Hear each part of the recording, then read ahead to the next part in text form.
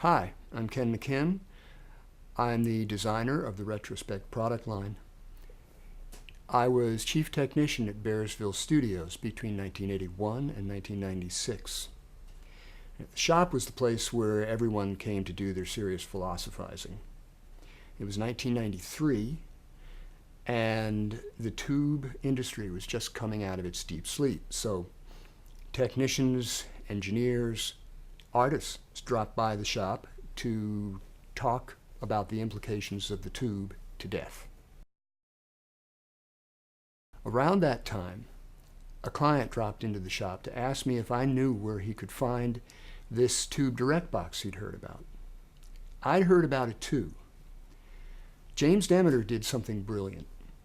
He put a tube at the input of a direct box. That made total sense. It allowed the instrument itself to sound better, owing to the high input impedance of the tube. He'd also used a transformer as the output.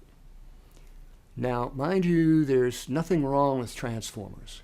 Some of our most beloved pieces of audio gear did and do incorporate transformers. But it does impart its own sonic signature, and that prevents the most natural reproduction of whatever is plugged into it. I think I said, hey, we're in the woods. I have no idea where you can find this thing. But give me a few hours and I'll see what I can whip together for you. Now, I'd like to say that right there the light came on and I knew that a transformerless output was the way to go. That I knew I was on the cusp of a technological innovation here. More the truth is that I didn't have a transformer that was even close, so I was going to have to find another way. Forget throwing something together in a few hours. More like a week, and I think the guy who originally requested it had already left. But I had a working prototype. Ugly, but working.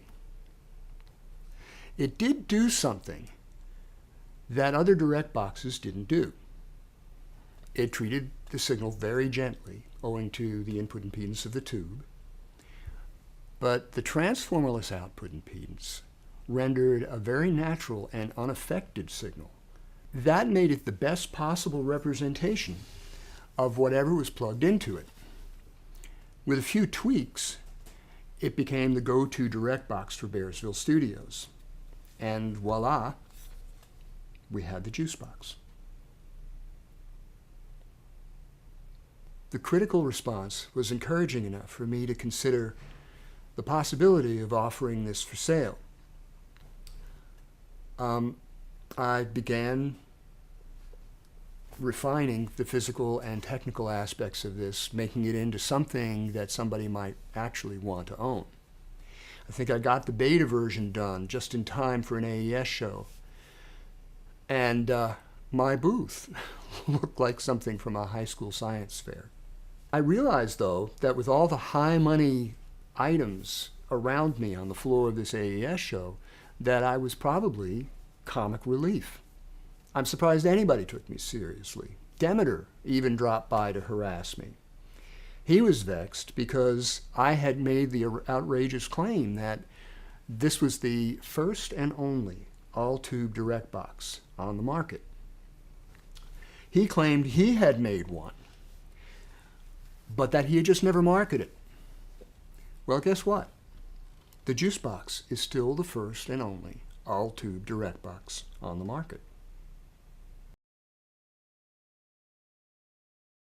Then someone in the shop blurted out, hey, wouldn't it be great to have something like the Teletronics LA2A that I could plug my guitar into? Something small? And it was, okay, here we go. I set out to retain as much of the LA2A as I could and still have it be something that would fit under your feet. In the end, the prototype didn't really hit that ideal. And it was kind of ugly. King Crimson was in, doing basics. And I thought I would just take this thing into the control room, and it should be offered up to anyone who wanted to try it. A week later, King Crimson had left, and so had the box. The assistant said that Tony Levin, bass player emeritus, had taken it with him. Now, I counted this as a good thing. So I started knocking the rough edges off the technical and physical aspects of this thing, kind of get it ready.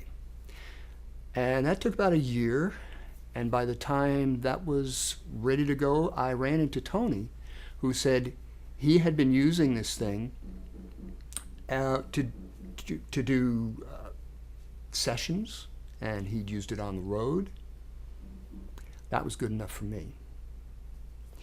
After 14 years at Bearsville, I wrapped it up and started Retrospec. In the next few years, I had a number of revelations about the squeeze box.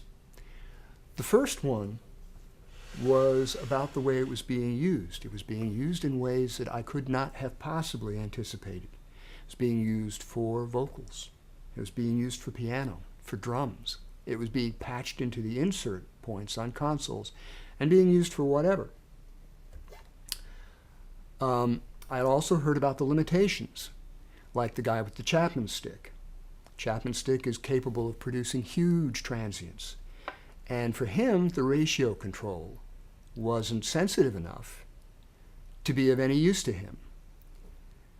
So I made some changes.